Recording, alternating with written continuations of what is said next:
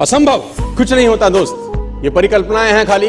और मैं आज तो आपको बहुत ईमानदारी से और 12 साल के तजुर्बे का निचोड़ निकाल के बता सकता हूं कि इस दुनिया में असंभव नाम का कोई शब्द होता ही नहीं है। इंसान कभी भी चंद्रमा पर नहीं पहुंच सकता, पृथ्वी विज्ञान की अधिकतम सीमा है। डॉक्टर ली फॉरेस्ट मशहूर वैज्ञानिक हुए, बहुत बड़े साइंटिस्ट हुए। एक स्टेटमेंट इन्होंने पास किया 1955 के अंदर, 1955 he passed a statement कि इंसान कभी भी चंद्रमा पर नहीं पहुंच पाएगा। It is impossible for a human being to cross Indian globe, earth globe. और पृथ्वी विज्ञान की अधिकतम सीमा है, लेकिन किसी बहरे ने इस बात सुना नहीं और पहुंच गया एक आदमी अपना बस्ता उठा के, जिसका नाम था in 1969। और उसके बाद तो स्पेस जर्नी ऐसी हो गई जैसे आप और मैं अभी पतिया और बैंकॉक चले जाते हैं।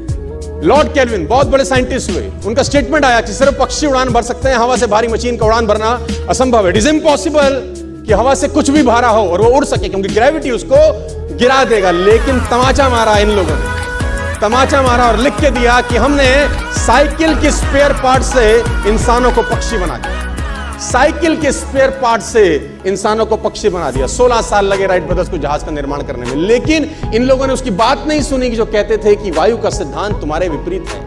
ये बात भंवरे को कही जाती थी कि भंवरा वायु के सिद्धांत के कारण कभी जीवन मोड़ नहीं सकता, क्योंकि उसके पंख उसके शरीर से हल्के रहते हैं। लेकिन भंवरा साला किसी स्कूल में गया नहीं आज तक। माई doctor told me I will never walk again. मेरे डॉक्टर ने मुझे कहा कि तुम कभी चल नहीं सकोगी। My doctor told me you will never walk again. My mother told me I would, and I believed my mother rather than doctor. Wilma Rudolph एक ऐसी एथलीट हुई जिनको पोलियो था जिनको डॉक्टर ने कहा तू चल नहीं सकती, मां ने कहा तू चल सकती है। उसने कहा मैंने डॉक्टर की बात नहीं मानी, मैंने अपनी मां की बात मानी। 3 ओलंपिक गोल्ड मेडल जीती है लड़की, 3 ओलंपिक गोल्ड मेडल, जिसको डॉक्टर कह रहा है कि तू चल। लेकिन मां क्या बोलती है? मैं आपको उदाहरण देना चाहूंगा सर। बहुत छोटे थे अल्बर्ट आइंस्टाइन, दुनिया के महान वैज्ञानिक में से एक हुए, मंद बुद्धि कहा जाता था। 8 साल के थे, घर पहुंचे, मां को एक चिट्ठी दिया। When he was 8 years old, came to his home, given letter to his mother।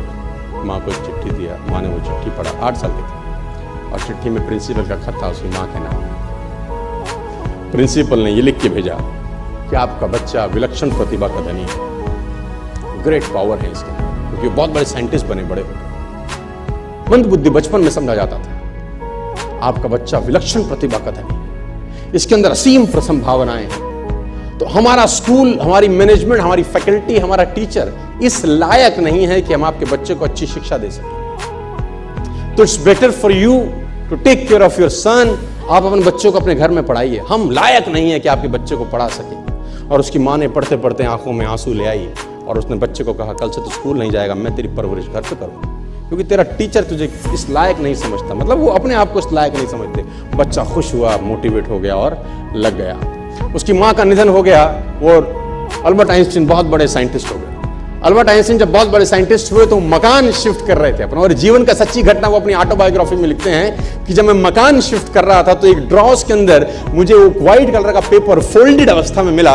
मुझे समझ नहीं था कि क्या है। मैंने उसको फोल्डिंग अवस्था से मिट्टी को हटा के जब खोला तो वो उस टीचर का लेटर था जो बहुत साल पहले टीचर ने मेरे हाथ में दिया था और मैंने अपनी माँ के हाथ में रखा था। अब वो बड़ी उत्सुकता के साथ उस खत को पढ़ने लगे। जैसे उन्होंने खत पढ़ना शुरू किया और वो जार जार होकर रोए।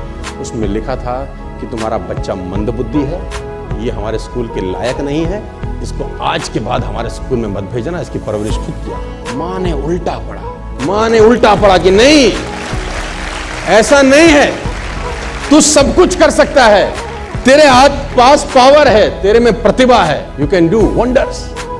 दोस्तों, इस दुनिया में किसी की बात मत सुनना। नेवर एवर बिलीव एनीबॉडी कि जो तुमको बोले कि तू नहीं कर सकता, कान पे मारना, बोला साले तू नहीं कर सकता, हम करेंगे।